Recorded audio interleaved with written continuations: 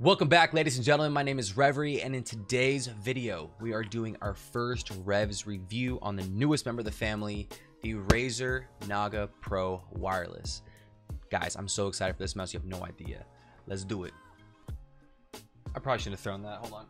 Now, there are a few reasons why I bought this mouse. The first, it being wireless, of course. Now, I will keep it a buck with you guys. I've not been a fan of wireless products for gaming in the past, but with the new technology out now, I've become more of a believer, if you will, into these products. And so far, I've got to play around with this mouse a little bit. It's been phenomenal. The second reason why I bought this mouse is the new side panel they added to this. In the previous Naga Trinities, they had the 7-button style hex plate, which is like the circle. I personally never been a fan of that, but I do have right here the new one. It's a 6-button side panel, and they recommend it for battle royale games and MOBAs and stuff, so I am excited to try this one out. Lastly, and the most important for me right now, my current Naga Trinity is indeed experiencing the one and only, notorious, newly added feature by Razer, the double click. JK, it's not a feature, but I am competing in a couple tournaments in the next couple of weekends, and I need something reliable that I can use. So what comes in the box? Well, of course, you get the box. You get the Naga Pro mouse, the 3 swappable side plates, the 12-button, the 6-button, and the 2-button, the wireless USB dongle, the USB dongle adapter, Razer's SpeedFlex charging cable, the product info guide, a letter from our boy Min Liang, and some stickers. As you guys know, I like to break my video down into parts. In this case, we'll be breaking it down into 3 parts. Number 1, the functionality of the mouse. Number 2, real-world usage of the mouse, and I'll use some in-game examples of me using it. And number 3, the aesthetic, because, you know, you need more RGB in your life, more damage. Now, keep in mind, guys, this is not an official product review or anything. I will briefly go over some of the specs and features, but I'm not going to get super in-depth with it. There's plenty of content out there that will cover those things, but I just want to let you guys know and keep you guys informed. I'm purely making this off my own perspective of having used different mice in the past between Logitech, Corsair, and the amount of Razer mice that I've used from somebody who games, streams, and is on the computer every single day. My ultimate goal for this video is to hopefully shed some light or give you guys some insight to those of you who may be on the fence about buying this mouse or maybe just want to know more. So for whatever it's worth, I hope it helps you out. All right, it's time for my favorite part, the B-roll, baby. Let's get it.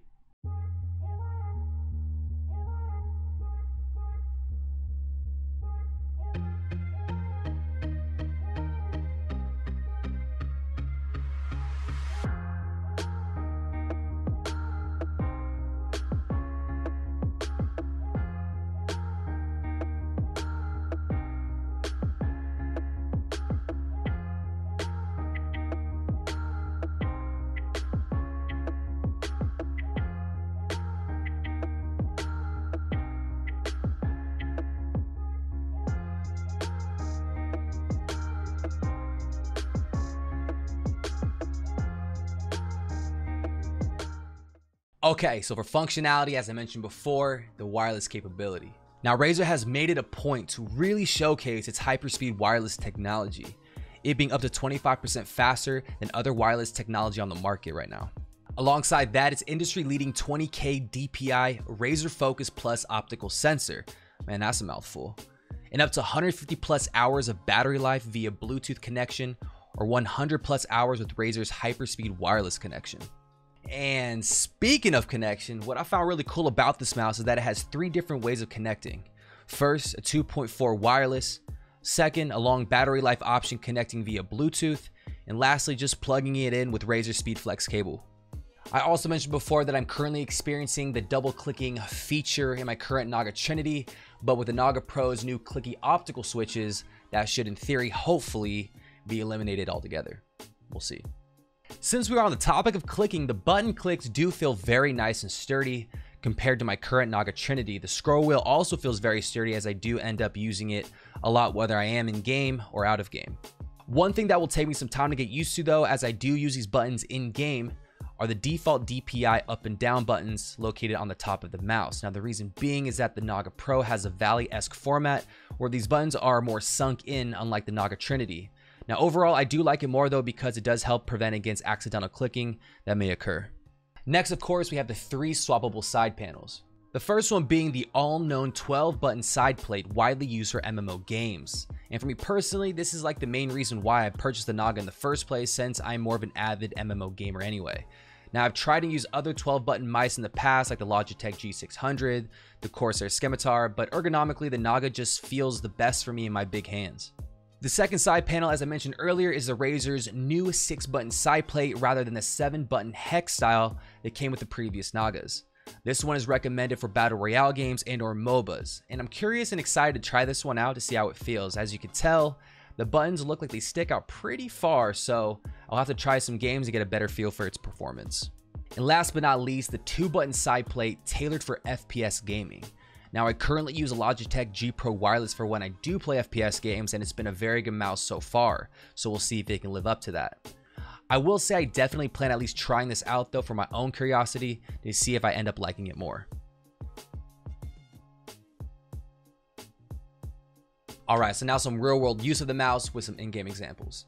Now, for those of you who are part of the Regime fam and know me over on Twitch, I'm an avid classic World of Warcraft player. I currently play a druid on Ferlina Horde.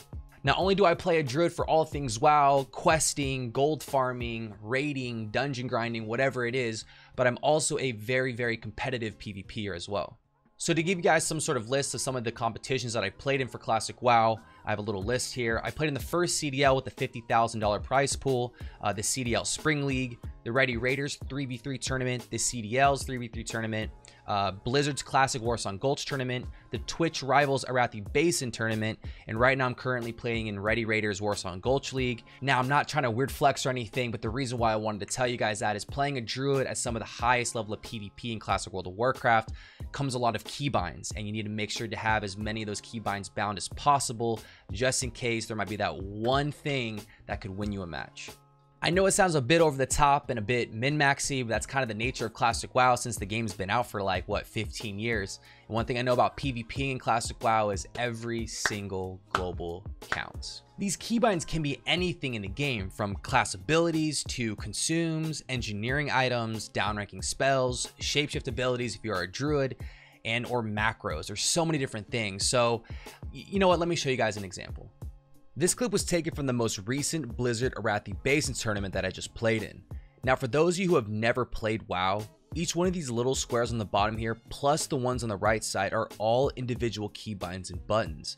Now, more specifically, the buttons on the bottom right and the 2 rows on the side of the screen are all on my Razer Naga mouse alone.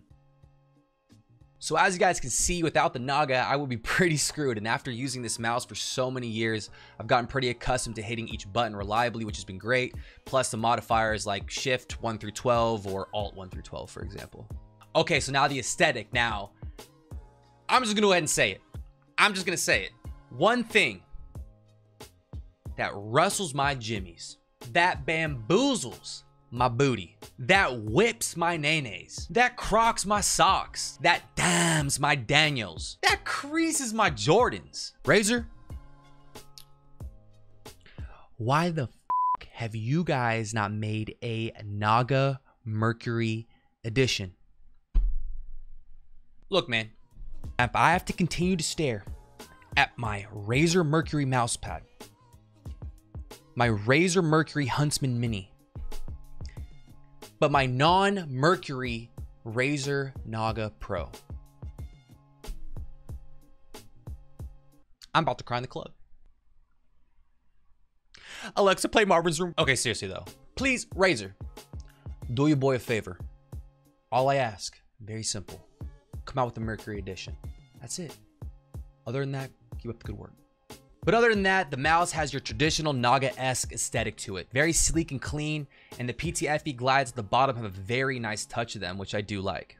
To fully customize your Naga Pro and your other Razer products, I highly recommend downloading the Razer Synapse if you haven't done so already. The Razer Synapse is a software that can allow you to connect any and all Razer devices under one program.